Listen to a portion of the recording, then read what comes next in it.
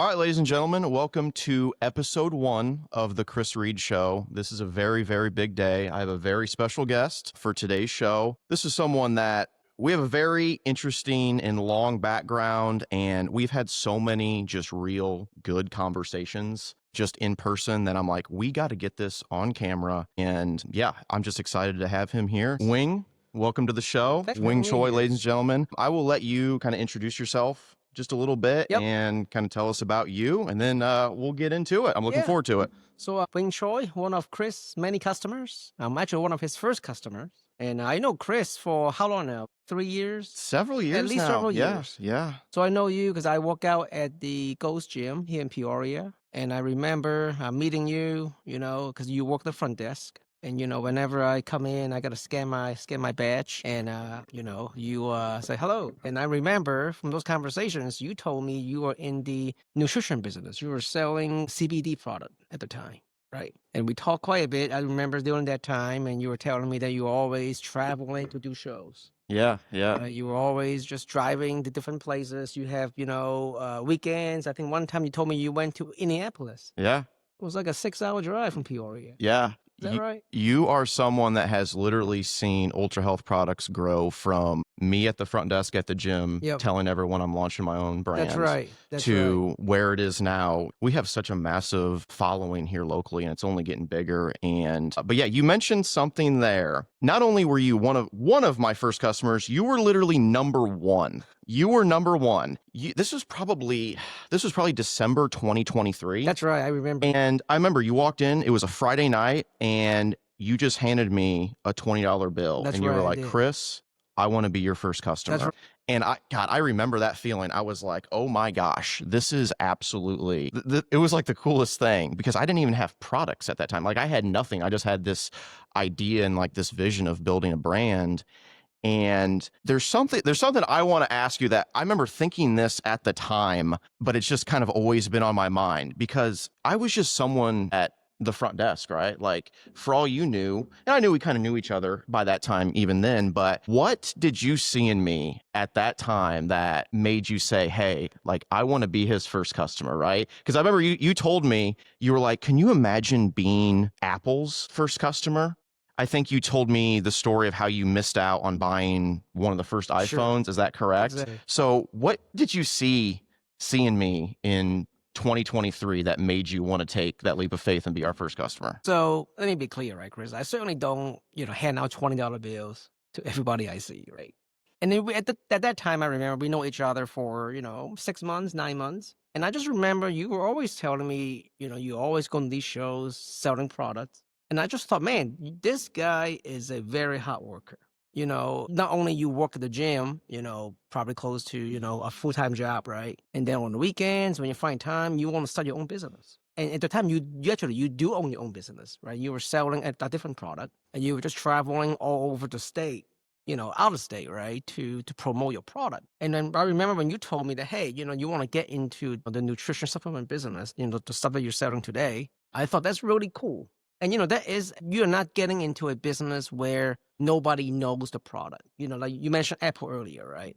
During the early days of Apple, you might remember they were doing commercials on TV, and they were teaching people how to use their phone. Because at that time, you just don't know how to use a smartphone, the touchscreen, right? Right. And you're selling a product, or you're looking into launching a product that's, vitamins, nutrition. I mean, you don't need to tell people you need to take vitamin C's, right? So when you're getting into that space, and given, just even though me and you just know each other for, 6-9 months before that, I just thought you are a really hard worker, and I really want you to succeed. So I thought, I got $20 in my wallet. Why don't I just, put a down payment down as an investment into Chris' business, right? Yeah. So that's why I did it. I thought that's really cool, right? It's such a cool story too. And it's like, that's one of the many reasons I wanted to have you on for the first episode of my show, because you truly deserve this. Like, seriously, I feel like I'm giving back to you a little bit, because you've believed in me since, not even day one, like pre-day one, like we hadn't even launched yet, and, right? Chris, I'm really happy, and not only that, I'm really proud to see your business grow, because again, you were selling different product previously, even though, and then when you transition over here, you're not starting from zero, right? But you are starting from zero in this line of business, right? Right. So seeing you, thinking about, what you're gonna call your product, what kind of product you should have, how you're gonna create different labels for it, and then eventually, I think your big break, and I think we gotta mention it a little bit later on, is about 6 months ago, you got into Hy-Vee. Yep. Hy-Vee is a very large local grocery chain here. Yeah. And Hy-Vee is considered, a more premium line of grocery chain. I think most people would consider Hy-Vee to be, more premium than Kroger. Right. Right. And they do sell, really nice food there. They sell, really good baked goods. I know my wife always go to Hy-Vee whenever she wants a kick or something, right? Yeah. And then you got into Hy-Vee. So it's one Hy-Vee and then two Hy-Vees. And I think just more recently, right, Chris, three Hy-Vees. Yep. Absolutely. Right. So it is really fascinating, right? I'm seeing you growing from, nothing, just an idea. Hey, this is a business that I want to get into. I believe this is something that, I can make a living out of. And, there is actually a good demand for this kind of product. And then you're growing from nothing to where you are right now. Right. When I first launched, or when I at least had the idea of I'm launching my own brand, it just had like people were asking me so many questions, like, how are you going to market? How are you going to stand out? All these things. And I was just like, guys, I will figure all of that out. I promise you. And I just have. And, it's scary, but I'm kind of just going along and learning things every single day and continuing to network. And yeah, I can just feel it coming along. It's funny. People are like, wow, I can't believe how quickly this has kind of happened for you. Right. But people like you who have known me before all of this, right? Like you guys understand, like this has been many, many years in the making. Like I'm just now catching my stride. Right. And it just feels really good. And I'm just excited for my skill set to kind of continue. I don't want this show to be necessarily just all about that. I just want to have good conversations with awesome people, right?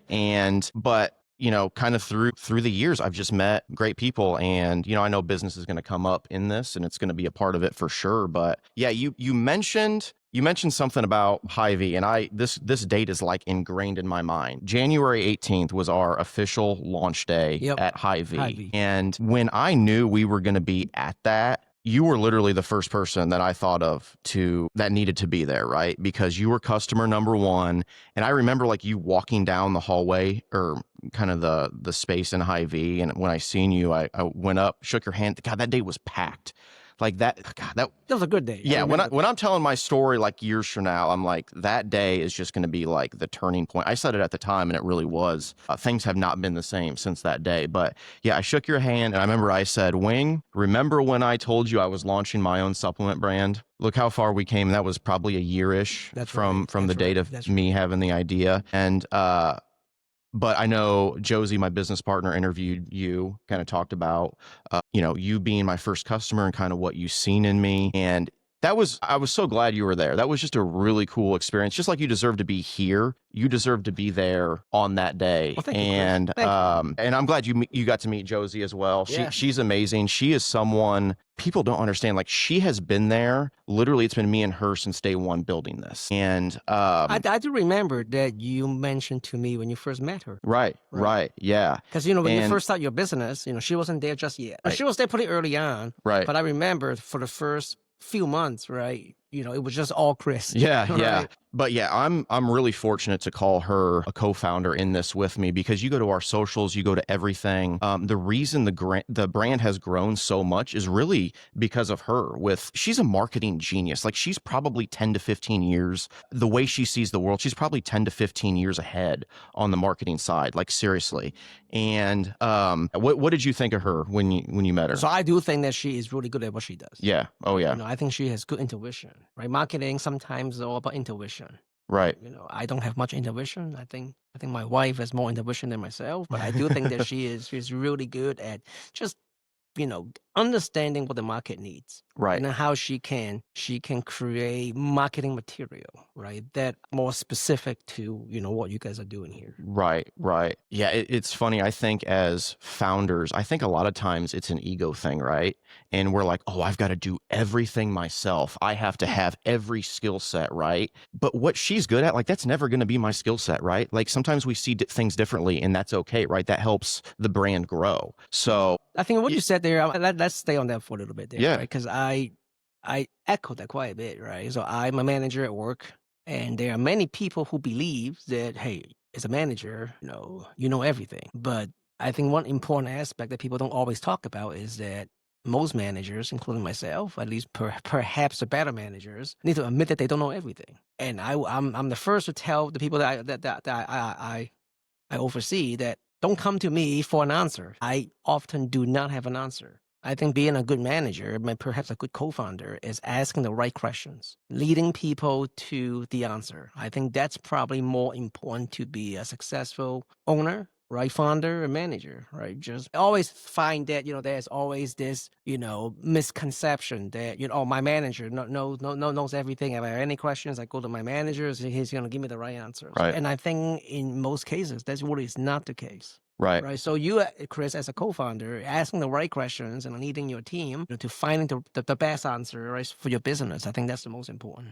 Yeah. In business, it's so hard to find people that you can trust, right? And I know I can trust her, and she's just a genuinely good person, and she's incredible at what she does. And it's funny, as the brand has grown, like, she's gotten more and more recognition as well, and she truly deserves that. Like, she's just as much a part of the success of Ultra Health Products as I am. So yeah, I'm glad you guys had that moment on the launch day, because that was such a cool cool time. I was glad to be there. Really, it truly is, right? Because again, I was able to kind of see you from, hey, I got an idea here. I want to get into this business too. I mean, getting into a grocery store is not easy. I mean, the grocery stores, as you know, they get bombarded by vendors every single day because they want to put their stuff on their shelf. From a vendor perspective, there is not much to lose, right? I'm going to sell you the product, and hey, it's up to you, the grocery store to sell it. You got to put it on the shelf. You got to market it. If you don't sell it, it's on you. As a vendor, they already got the money already, or they're going to get it regardless, right? So for a grocery store to put your product on their shelf, and they are always being judged by, how much revenue they can make per square foot or square meter or whatever it might be, right?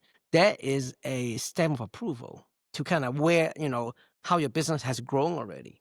Because, I mean, you can't just walk into a grocery store, hey, I want to go put some XYZ on your shelf. It's like, no, that's not the case. I mean, you have made a lot of phone calls, a lot of email, a lot of, persistent, right? I remember one day I went to the gym and you had a stack of paper, and then you showed me in that stack of paper, you had people sign their name.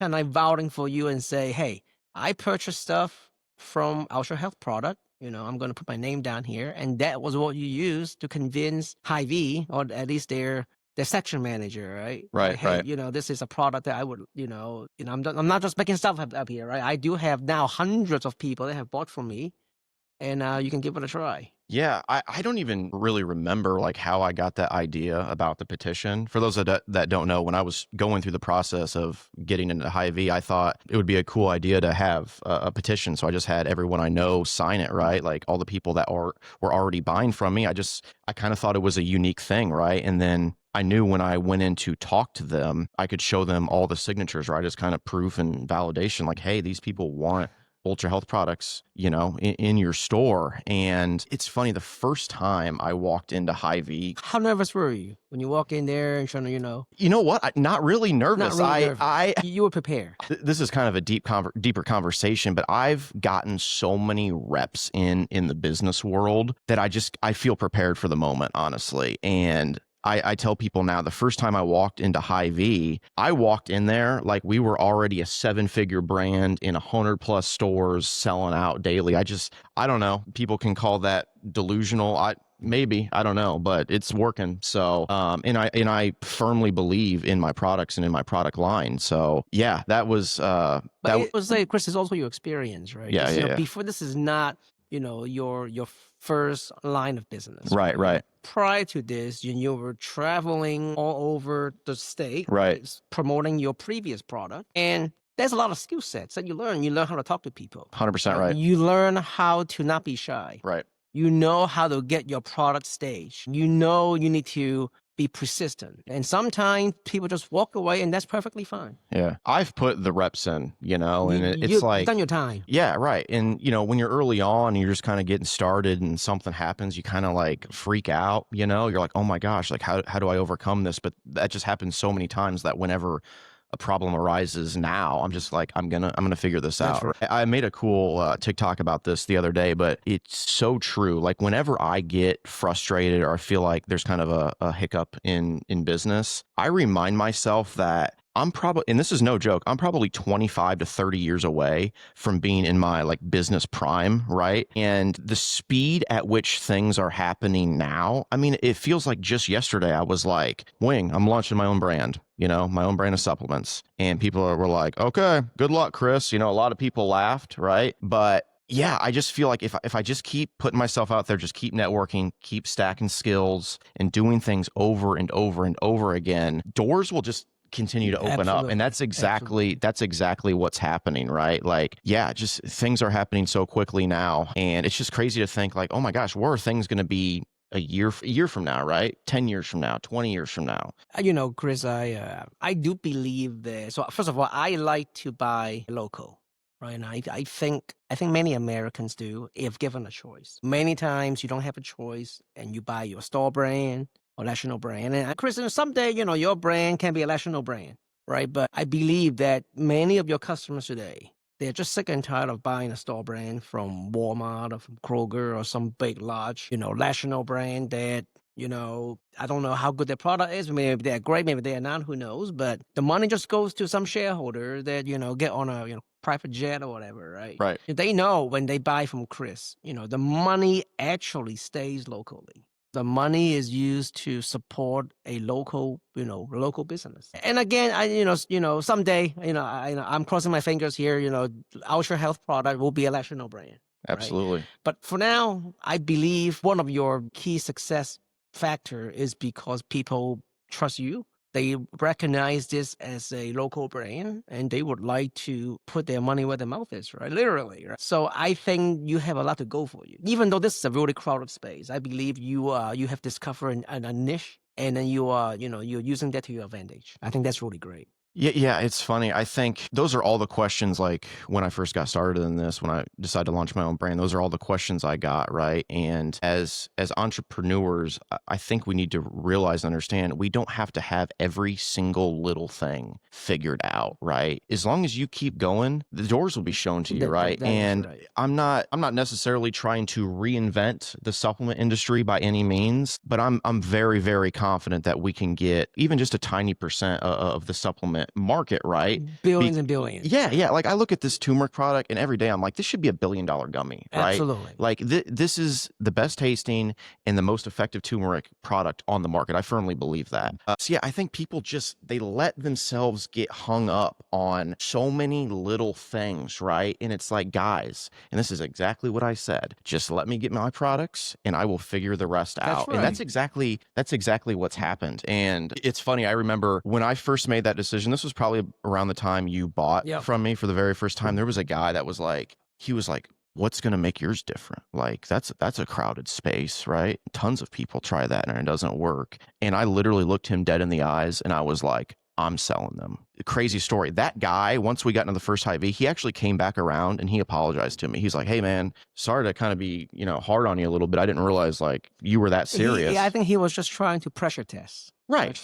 And that's understandable, exactly. Right? Lots of people, they're starting something new every other day, right? And think about the great entrepreneurs throughout history, right? Like whether it's Phil Knight with Nike, Ray Kroc with McDonald's, Sam Walton with Walmart. I've read all of those guys' books about how they started. It's decades, not even just years, decades before they hit that peak and things are off. That's to the right. race, right? And what they did, I mean, sure, definitely is truly amazing, but it was not something that nothing existed before. Their grocery store existed before Walmart, right? Right. Coffee store existed before Starbucks, right? Yeah. I mean, but what they have done is to turn that and then transform it to something that belongs to them, right? Right. And I heard a quote. I don't know who said this, but you don't make $1 million for the money. You make $1 million for the person you become on the journey. And I'm kind of paraphrasing a little bit there, but that's so true, right? Like that confidence that you get from having success upon success. And don't get me wrong, there's a ton of failure, especially when you're getting started. There's more failures than successes early on. But the confidence that you get from overcoming that, it affects every area of your life, right? And it's just like, just to have something that I can call mine now, in the respect and admiration that you get. It's funny, when I set up now in different places, people assume I'm just like a rep, right? Like they don't understand that I'm the owner. Like, and when I tell people that, they're like, oh my gosh, like it kind of like changes the entire conversation, right? But yeah, just to have that confidence that like this is mine, right? It makes the entire journey worth it. And real quick story about last week when I launched at the Bloomington Hy-Vee. I don't think I've told you this, but I'm tearing down, like I'm putting everything away in my car. I'm about to walk out of the store and I've got my black Ultra Health Products polo on. And this guy comes up to me and I can tell he's kind of like looking at me. He's kind of like looking at my shirt. And he's like, hey, do you work for Ultra Health Products? And I'm like, I own Ultra Health Products. Like, yeah, I swear to God, this happened. This is like a movie scene. Employee number one. Yeah. But he's like, oh my gosh, really? I'm like, yeah. He's like, are your products in the store yet? I'm like, yeah, as of today, they are. That's why I'm here launching. And he's like, I see your brand everywhere on social media. No. Yes. And this is a credit to Josie, honestly. Kidding. Yeah. And I didn't tell you this ever. No, Oh my gosh. So. This is a crazy story. I'll be slacking. And let me go into the gym. Yeah. So I had actually left the products at customer service because the manager was going to put them out the next morning on the shelf. And so I want to make sure they were safe and in a good spot. And so I walk up to the customer service desk with him and he's like, yeah, I want to get some ashwagandha. And so I whip out a bottle of ashwagandha and I give it to him. And he's like, oh my gosh. He's like, this is amazing. I'm so glad I met you. And I got a picture of him that I posted on my Facebook page. But I was like, that is the craziest story. I was like, did that just happen? Like, that is so cool. That is something I'm going to be able to tell for forever, right? This is your autobiography. Yeah, so that's going to be, chapter 4 right there. But like when moments like that happen, it just makes the entire journey worth it. It is. Right? And it makes you realize like how far the brand has come. It's a badge of honor, right? It really is. I mean, people don't realize the work and the effort going into starting a business.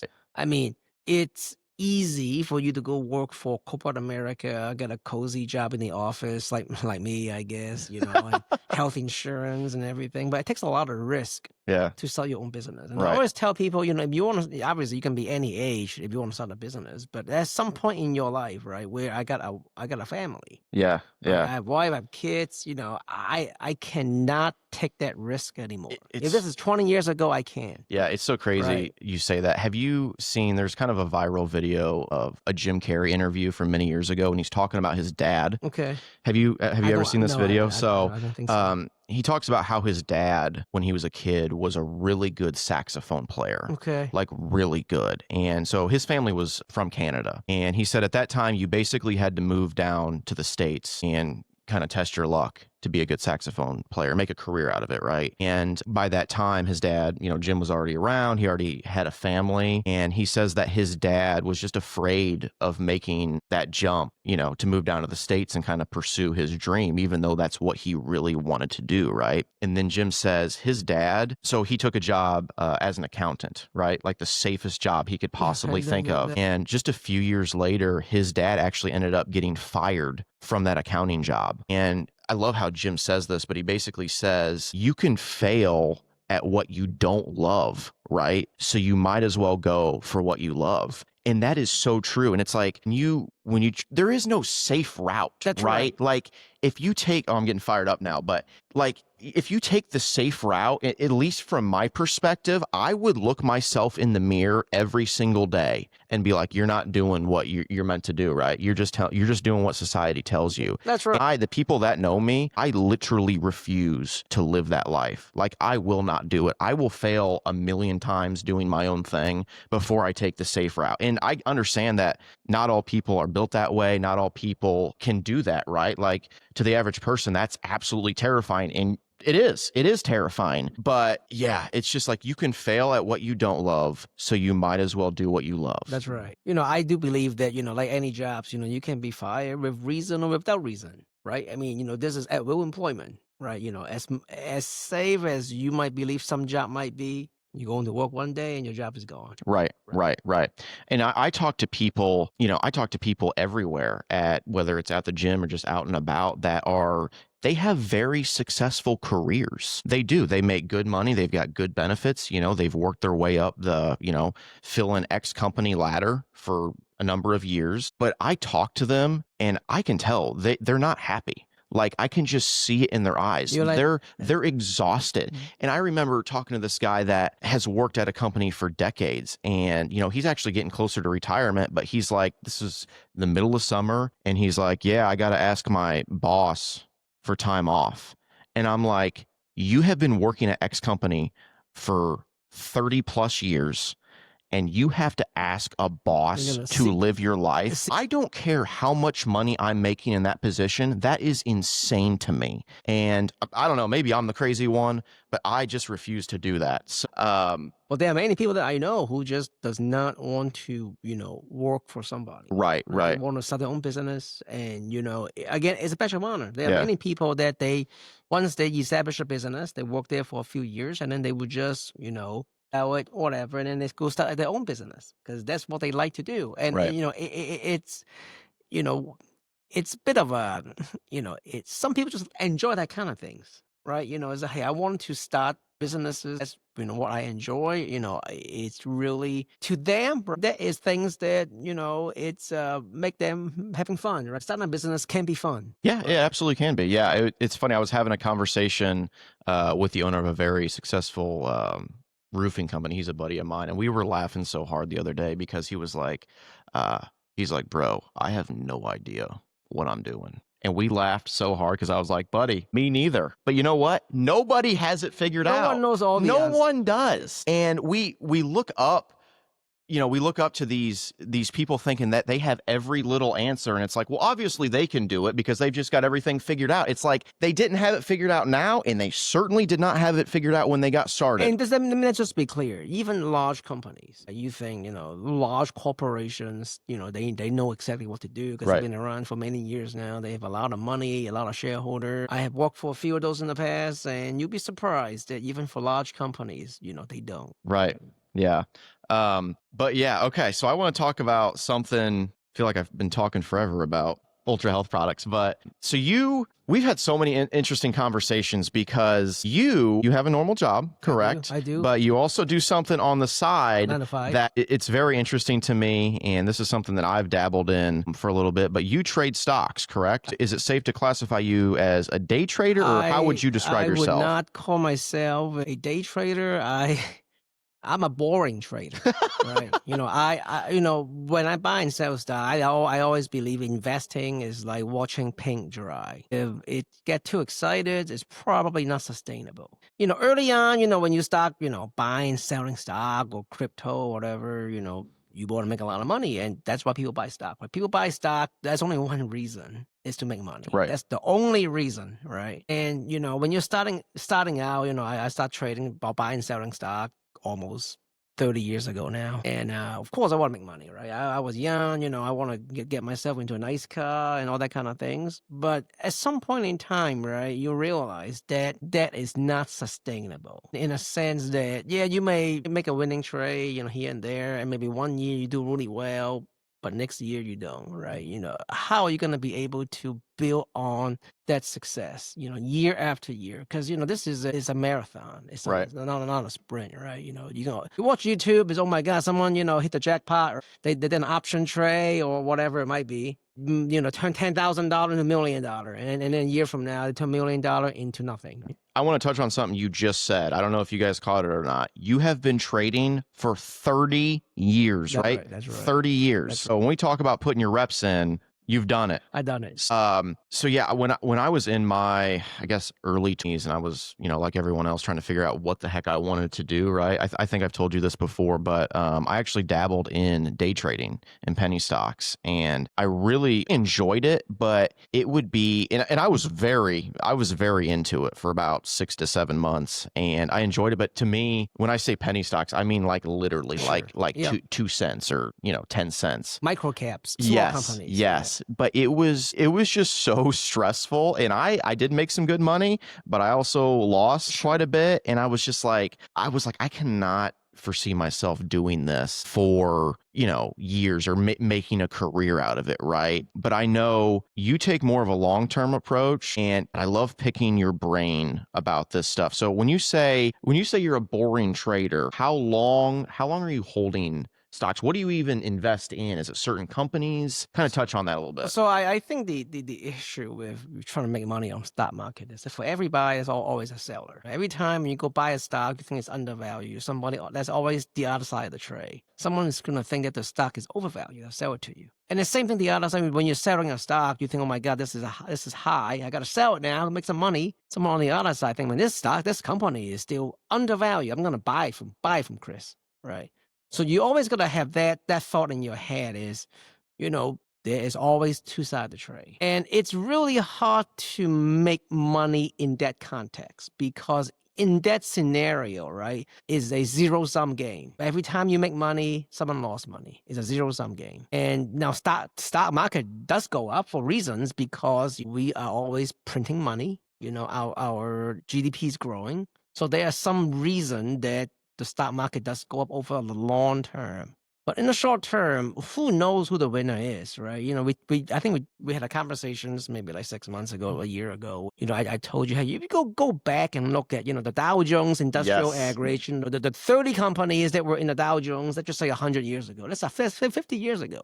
How many of those companies are still in business today? I'm not even saying, in the index, right? Just are still in business. Right. And you'd be surprised, many of those companies you have never heard, and they're no longer part of Dow Jones 30. Right. I remember when you showed me that graph, you said, Chris, getting rich is easy. Just follow the market. That's all you got to do. That's all you have to do. I mean, people think that, they can outsmart the market. Right. And there are some very smart people that can do that year after year, right? But Chris, I'm not that person. You're playing the long game, right? In the long game, right? And the easiest way really is for not just me and you, but for American to invest, to be a millionaire is just to invest in the S&P 500. Right. That is something that you're not going to get a lot of,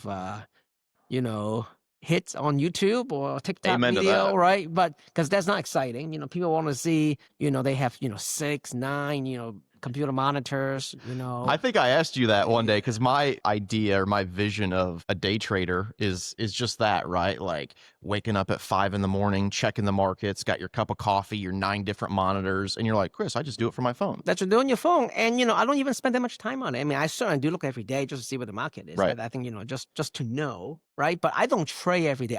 Sometimes I may only make 1 or 2 trade in a quarter. Right.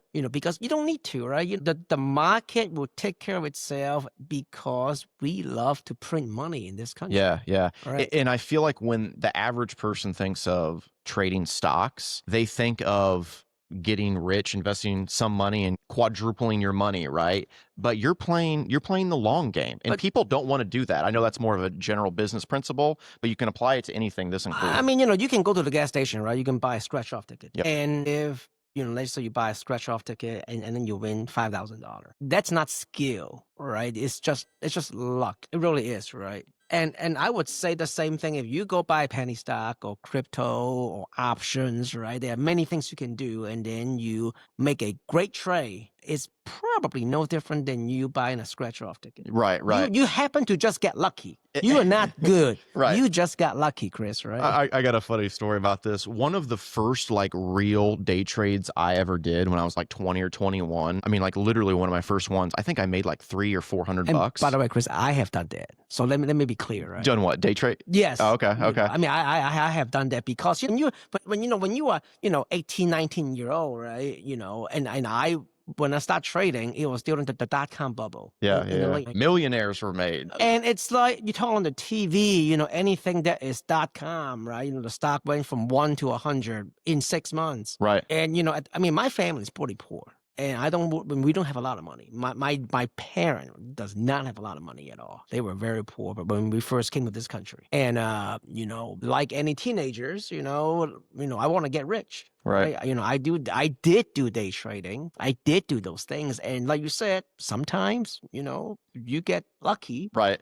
And then but the problem that I had to, and I recognize this, I think pretty early on, is it's never repeatable. For every one trade that I make money, I also had one trade that I lost money. Right. So I can just do this over and over again, and then net, I'm still no ahead, right? Yeah, yeah. So one of my first trades that I mentioned, I think I made $300 or $400, and I'm like, oh my gosh, this was in like 2 minutes, no joke, 2 or 3 minutes, and I'm like, dang, this is easy. I'm gonna make $1 million the next month. This is simple. I don't think I ever replicated that again over the next 6+ months. Yeah. Seriously. So, but yeah, it goes back to like people don't want to play the long game, right? Because long game is long. Long. Right. 30 years in your case. Long, right? But 30 years seems like a long time, but it just go by quite quickly. How many years in would you say that it took before you actually like started to make real money? I would say probably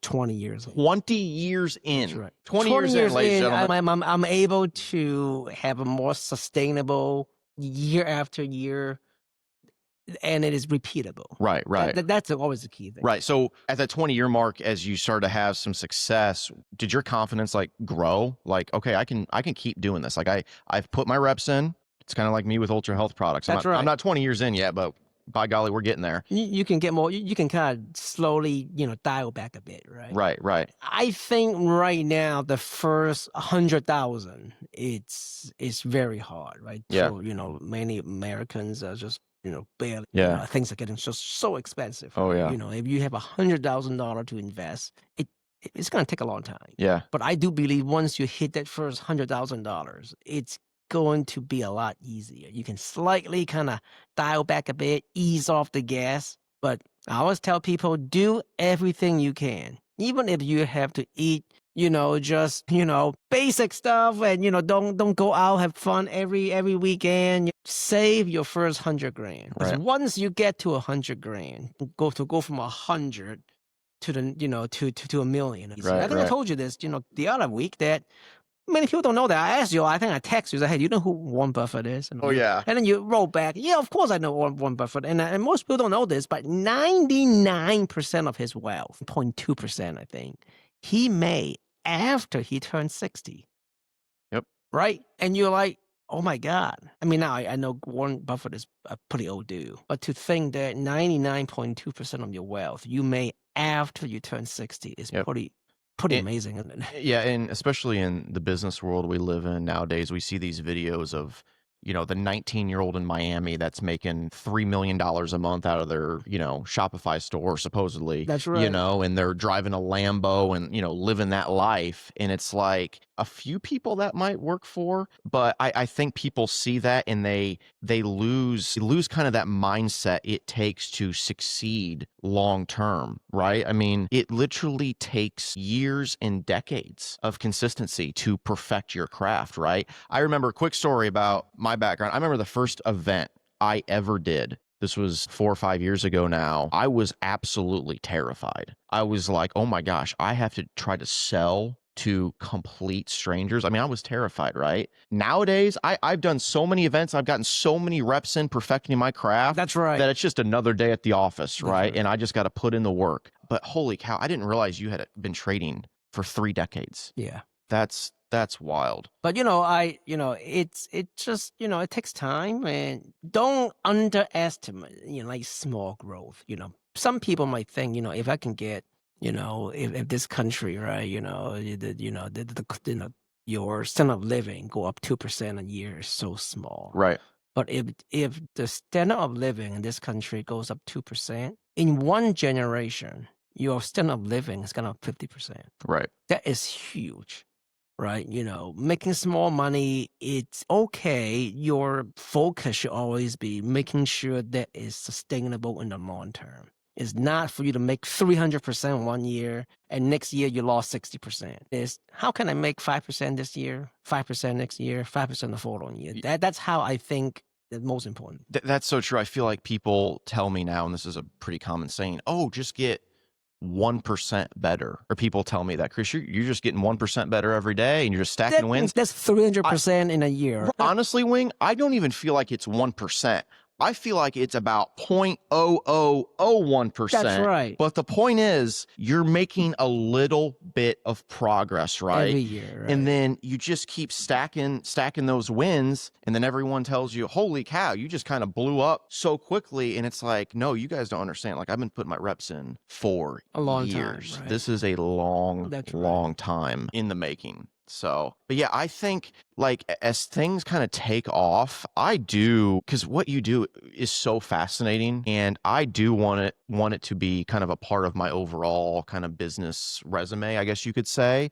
I mean, there's a lot of things I want to do, right? But I need to get my cash cow first, and then I can, Absolutely, invest. right? I want to do Yeah. stocks. I want to do real estate, Yeah. right? But yeah, I mean, we could literally talk about this for hours because I'm seriously fascinated by just how to invest. Like you mentioned index funds. Do you want to kind of touch base real quickly, for the average viewer out there, what the heck's an index fund? So I guess the index fund is like mutual funds where you are trading a fund that tracks an underlying index. Okay. And the index may be the Nasdaq, it can be the Dow Jones, it can be the Russell 2000, it can be the S&P 500. They are probably hundreds by now. I mean, this really took off about 20 years ago. These ETF exchange trader funds is a good way to invest to diversify your holding. Back in the old days, you have to buy mutual funds if you don't want to just buy one company. An index fund is very similar to mutual fund. The only difference really is mutual fund you can only buy and sell at the end of the day after the market close, right? Exchange traded fund, you can trade that fund throughout the day for convenience. So that's why, it has become really popular in the last probably 10 years because of that. So can you real quick explain the benefits of investing in index funds compared to, well, let me just buy up and coming companies that I think will go up, right? Because that's the whole point. Oh, let me just buy a company, it's going to go up. What's the benefit of buying an index fund? I think that, my investing thesis, I suppose, is that you just do not know, you cannot, only very few people in the world can pick winners and losers before they happen. Me and you, well, I am lousy at picking winners before they become successful. If you watch CNBC or whatever, right, Fox Business, you're going to have talking heads, right? One talking head and say, oh, this company is great, it's going to next revenue. And then, maybe an hour later, a different talking head will be like, oh, this company is going down the drain. This is over. Dump your stock immediately. So the whole point is that you really do not know, and some people think that they do, but they don't, that they can pick winners before they happen. You're time tested. That just doesn't happen. It's Right. like, Chris, do you know how to pick lottery numbers before the drawing that guarantee the win? Right. And I feel that's kind of how it is when you buy and sell stock. Some people think, Apple is, is hitting all-time high. I think that's the end there. And some people think maybe Amazon, right, or whatever, right? But at the end of the day, you just don't know which company is going to win out because of many things, right? So in order for you to kind of balance out those risks, because remember, your goal is not to make a lot of money one year and lose money next year, right? It's for you to be able to have a sustainable growth. Right. So in index funds, it kind of takes the guesswork out of which company is going to succeed, right? You don't have to worry about like a headline risk. You don't have to worry about the CEO getting arrested. Right. Or, there is, there's a plane crash, right? And then, Boeing stock or American Airlines stock 10-30%. Right. It takes the guesswork out of it for you, right? It takes the individual company's risk off. And if one company succeeds and one does not, and they're both in the index, it just balances itself out. Right. And right now, I think, Chris, there's a lot of talk about hype about AI. Right? There's a lot of companies now investing in AI, Google, Microsoft, Amazon, Apple, Facebook, or Meta. You don't know who's going to win. They're just trying to eat each other's share. But I own all those companies via index fund.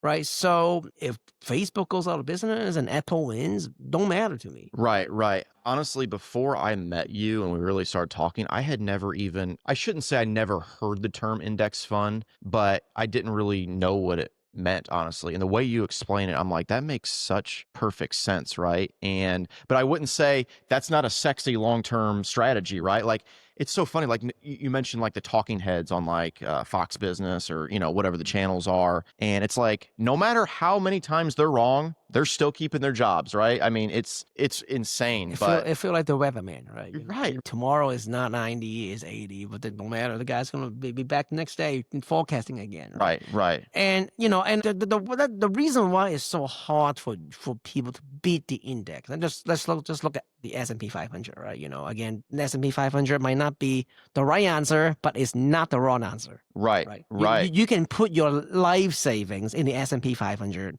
and someone is not going to come to you and Chris and say, Chris, that is the wrong answer. Right. Yeah, I'll never forget that moment where you like showed me the chart of the S&P 500 since like 1920 or whenever, and you're like, Chris, getting rich is easy. Just invest in the market. And one thing that I didn't mention to you is that chart is actually, there's a lot of sandbagging there. And the reason for that is because that chart does not reflect you reinvest your dividend. Right.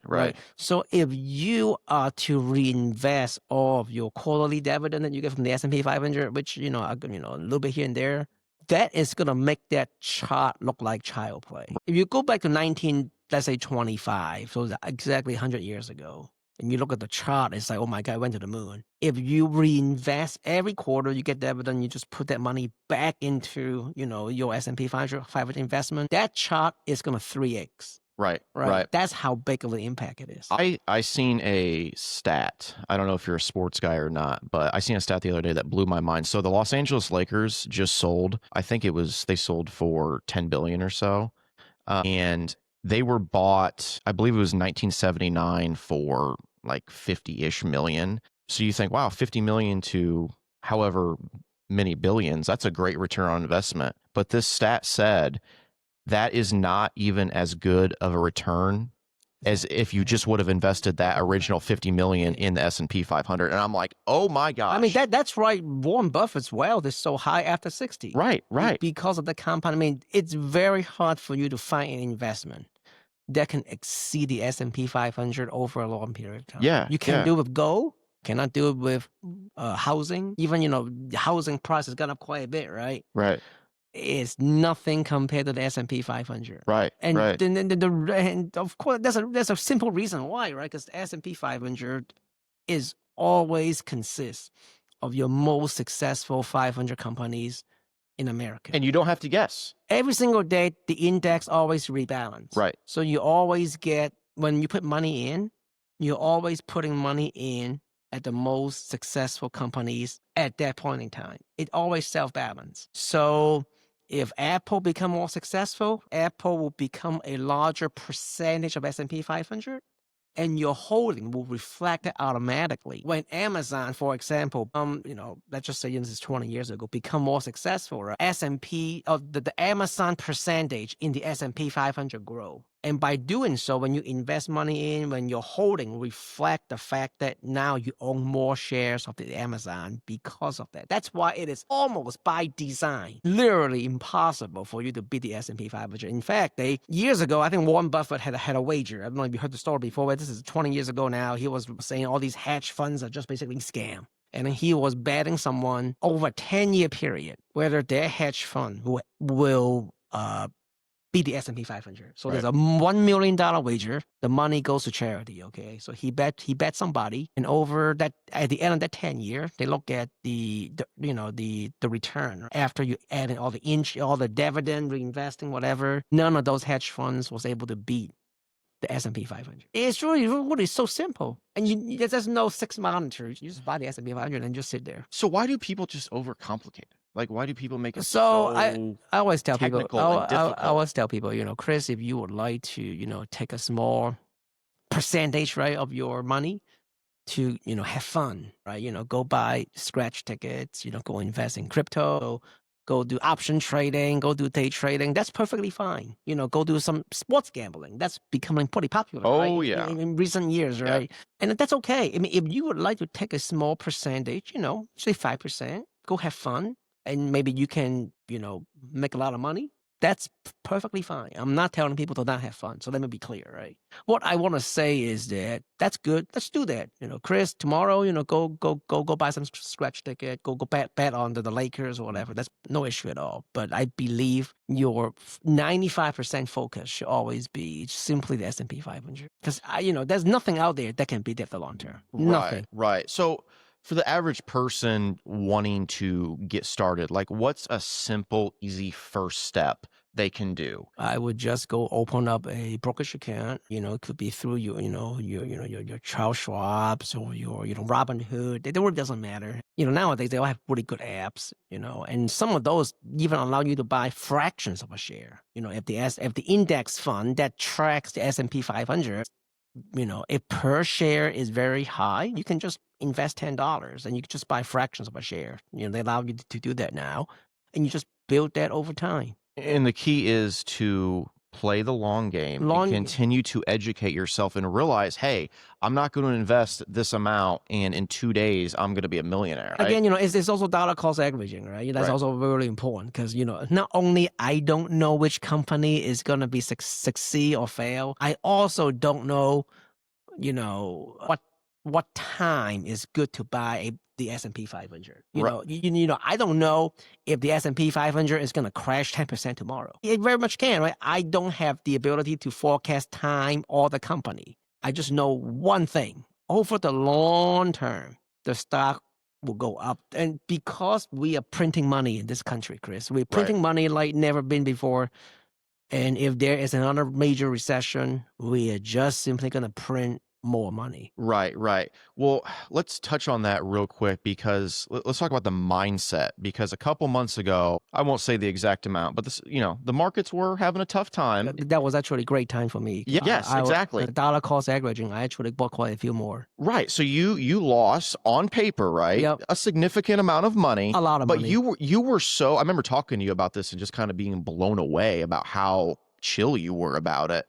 You're like, it's okay. I'll just buy more if it goes down. That's and right. Market always goes up. And I actually took a lesson from that because I'm like, holy cow, like if he's able to maintain this kind of like Zen-like mindset, losing this much money, how can I apply that to my business life, the reason is because I didn't buy as, one company. If I bought GameStop, right? And GameStop was down 80%. I'm going to freak out. Right. That may never recover. The movie about that, it's called Dumb Money. Have you seen that movie? I may never recover, right? But I bought the S&P 500, which means there's one simple thing, right? I believe in the American economy. That's really, you're buying in the American dream. Right.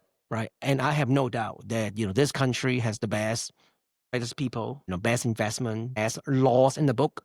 Right. And these are just, noise in terms of market goes up, market goes down. Right. But in your early days, like when you would lose some money, like did you like freak out? Was that like an acquired mindset of like, I'm going to be okay? It freaked out. And again, that's when I learned that it's impossible for you to predict winners before it happens. Yeah. There is a difference between predicting because or you just got lucky. Because at the end of the day, no one really knows what a stock's going to do. It's like Matthew McConaughey in Wolf of Wall Street. He's like, no one knows if the stock's going to go up, go down, or sideways. Nobody knows. I don't know the company and I don't know the time horizon. Right. Maybe this is the great company and you bought it at the wrong time. Right.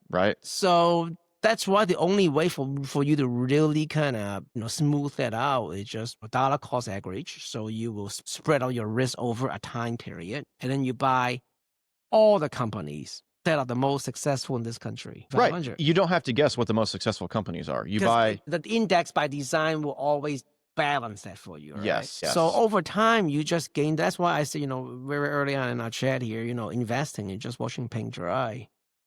It's supposed to be boring. It's supposed to be just put money in and you don't have to think about it. I mean, my wife's parent, they are tool and die makers at General Motor. They are as blue collar as they get. Right? And he does the same thing in his career, 40, 50 years. And, he is very well off today. And it's just because of something so simple. If a blue collar tool and die maker at General Motor can have a very comfortable retirement, right?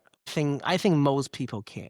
Right. And I feel like there's almost a business because if everything is so simple, like there's not really a business behind, the flashy gurus on TV and look at this and buy this and look at this number. And if people are just like, no, You just need to buy at the market, right? That's the answer. I'm not selling books, right? You know, Right. we're just having a conversation here today, and that's what I find successful, and that's what I find repeatable. And you know, if anyone were to ask me, I will give the same advice. You know, you don't need to do anything flashy to be wealthy if you choose that route, right? You know, if you choose to be smart about how you spend your money, and you are not spending money on dumb things maybe, and just take that money and put it into a investment account over time, have a very comfortable life. Right. Right. So again, Chris, I was very poor. My parents very poor. I was very poor. You know, when I came to this country about 40 years ago, all we had was 2 backpacks and 2 suitcases. Oh my goodness. So, certainly I'm not somebody with, $1 million trust fund ready for me to invest. That is not the case. Right. Right. Okay, man, this has been a great conversation. Wing, thank you for joining me. Thank you so much for inviting me here. This has been an incredible first episode. I'm so happy that you were able to be the first guest. You really deserve the spotlight. So thank you. Thank you for being on the show. Ladies and gentlemen, that is it for episode 1 of the Chris Reid Show. Thank you for tuning in, and we'll see you guys next time.